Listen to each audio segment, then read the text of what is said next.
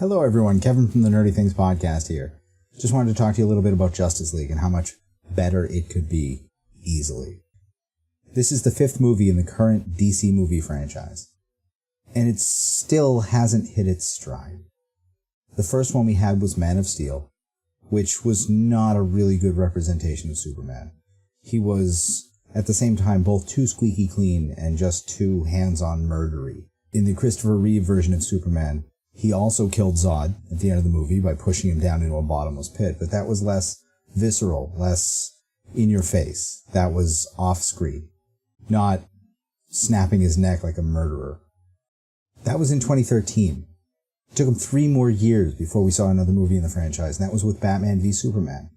We haven't been introduced to Batman. We have no idea what he's capable of. We haven't even really met this Superman. But let's have them fight. Sure, why not? The reason they fight is a little flimsy. The reason they stop fighting, even more so. But whatever. And then, of course, Superman dies. It's only 5 months in between that and the next one, Suicide Squad, where again, we've only been introduced to 3 heroes now. 3 heroes at this point in time. Batman, Superman, and Wonder Woman. But we have a whole host of supervillains we haven't met and don't care about. Great. Again, not a terrible movie, just so much wasted potential. The fourth one we got was Wonder Woman this past summer. This was Patty Jenkins' movie, and it showed. She did a wonderful job with it. This is what happens when you have singular vision and you don't have too much outside direction. The only real problem with this movie was that it made the character we saw of Wonder Woman from Batman v Superman seem like she was holding back or weaker because of how powerful she is in this movie. 6 months later, we get Justice League. Now, this is a movie that was intended to introduce us to several new characters, like The Flash, Aquaman, and Cyborg, and it did a horrible job of that. It's been a year since the surveillance videos we saw on Lex's computer of The Flash, Cyborg, and Aquaman, and yet none of them seem to have done any sort of growth in the meantime. The Flash isn't out there stopping crime. Cyborg is still just Cyborg. Apparently he's growing every day, but in the year that has happened in the meantime, nothing on him has really changed, and yet in the couple of days this movie takes place over, he changes considerably, so I'm not sure exactly what they meant with that. And Aquaman, whatever, he's a guy who can talk to fish. I get it. Where is he going to go from there? So let's see how this could have been done a little bit better. Let's start with The Flash. For some reason, DC wants to skip the superhero origin aspect of these movies, and that's fine. People are a little tired because Marvel's been doing it successfully for quite a while now. But when we get to see Barry in this movie, he has a complete superhero suit sitting on a mannequin in his secret lair that he's not using to stop crime. We should have been introduced to him through Batman's eyes. Batman is the world's greatest detective. He should have hunted down the Flash. Batman should have figured out a way to meet the Flash to show that he is one of the best strategists in the world. Devise a series of traps that would channel the Flash down one pathway and only one choice until he knows he's trapped. This would establish Batman as one of the most intelligent members of the entire Justice League. We also could have seen Batman give the Flash his supersuit.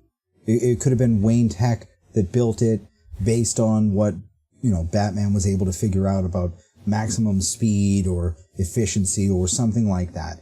This would have set up a mentor relationship between the two of them that really could have helped serve the story.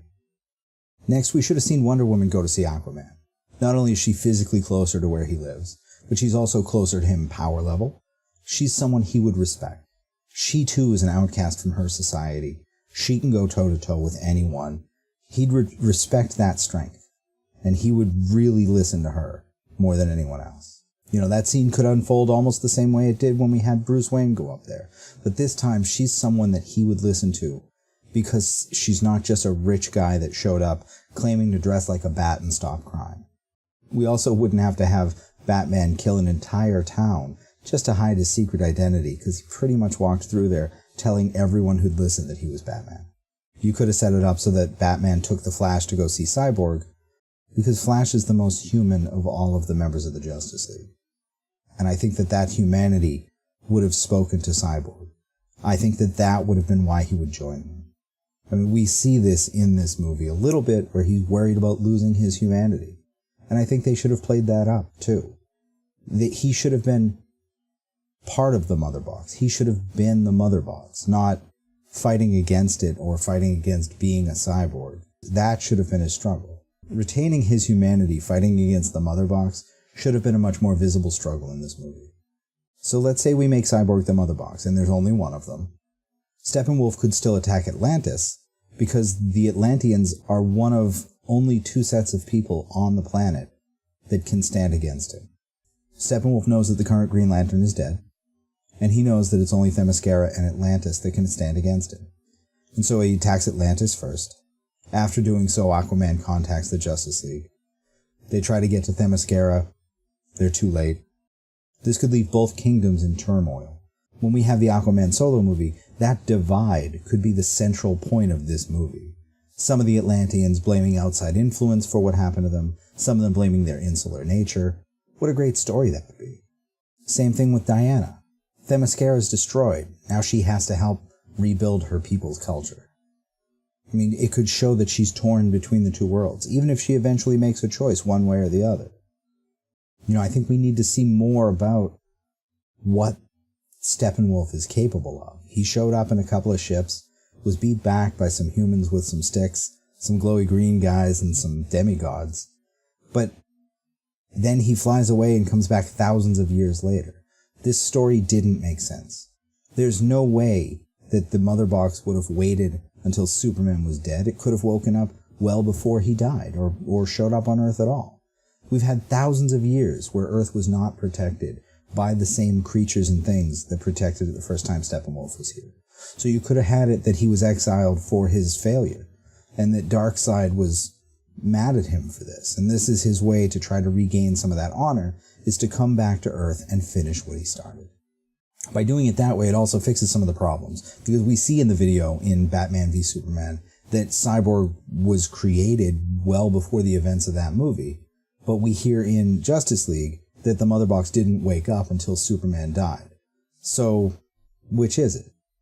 You know, we can have it so that the Mother Box was taken off planet by the Green Lanterns that were there at the time to keep it safe and to protect it. And they've been moving it around ever since.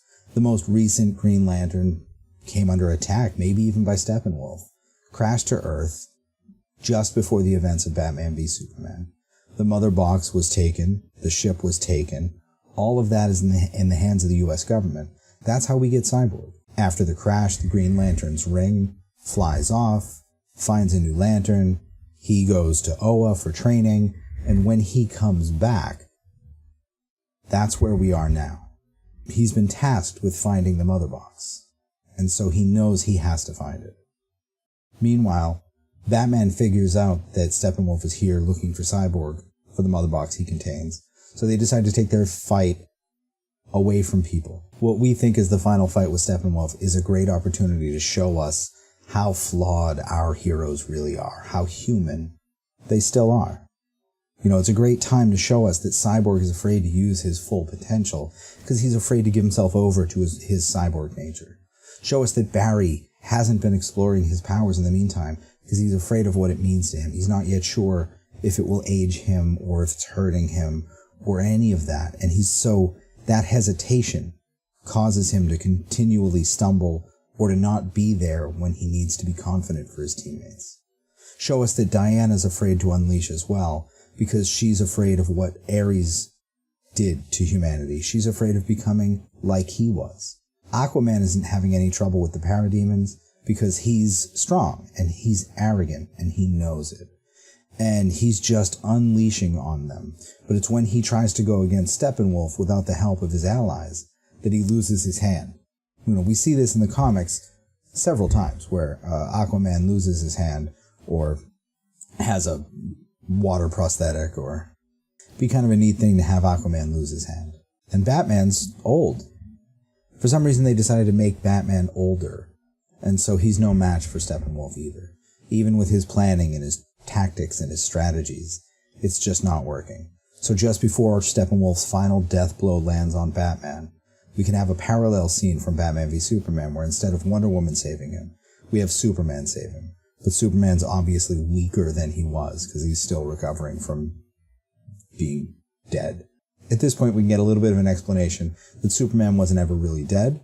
He was just in some sort of Kryptonian healing coma bullshit thing. And then he went north to the Arctic Circle to heal, to stay away from people so that he wouldn't hurt anybody, so that he wouldn't feel obligated to save anybody. And up north, where pollution was less, his Kryptonian biology was helping to heal him. He had constant sunlight from March to September, so he could try to regain his strength. It's revealed that his building his fortress of solitude is what brought him to the Green Lantern's attention. The Green Lantern is looking for the Mother Box and basically was seeking out any sort of unusual activity. And just Superman moving around so much material to make his fortress of solitude caused the Ring to bring the Green Lantern to him. A little wary, a little unsure of each other, they realize what's happening and head off to the real Mother Box. And that's when Green Lantern shows up. In his weakened state, Superman is still unable to beat Steppenwolf, but he refuses to give up. And it's that the team needed to come together. Superman and his unrelenting courage is the catalyst this team needed to come together. Now we get the heroes fighting together. We see Green Lantern using his ring to create barriers to channel Wonder Woman's power. We get, Flash redirecting things for his allies. We get Aquaman talking to fish. I don't know, whatever. But we can build on their powers and see how they work together instead of separately, and that is what defeats Steppenwolf. I think if you couple that with slightly more powerful parademons, this could have been a much better movie. Parademons in the cartoons and in the comics are much more robust.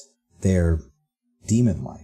Big leathery wings, big barrel chests, strong as an ox, wearing armor, but in this movie, they were literally insubstantial. They had bugs' wings. You could see through their torsos in several scenes. And I think that was a mistake. I mean, they didn't even look scary. They looked more like zombies, and zombies at this point are played out. So beef up the parademons, change the motivations of everyone in this movie, and it could have been slightly better. At the end, after he's been defeated, Cyborg could open up a boom tube back to Apocalypse and send Steppenwolf to Darkseid, the man who exiled him, where he'd be dealt with. This will also give the heroes a glimpse into what's coming, letting them prepare for a battle you've never seen for the sequel. I think this is a slightly better version of the movie. It's not too much different from what we got. Very easy to change. This one just felt like a first draft to me. Felt like it needed to be put back through, see what else we could get out of it. Maybe someone agrees with me. Maybe you guys disagree with me. Let me know in the comments. Anyone who comments on this video will have a chance to win a movie poster. So let me know. I'll be picking one at random. If you're entertained by any of this, join me for my weekly podcast, the Nerdy Things Podcast, where my co-hosts Jules and Tim join me to talk about the nerdiest things that happen each week.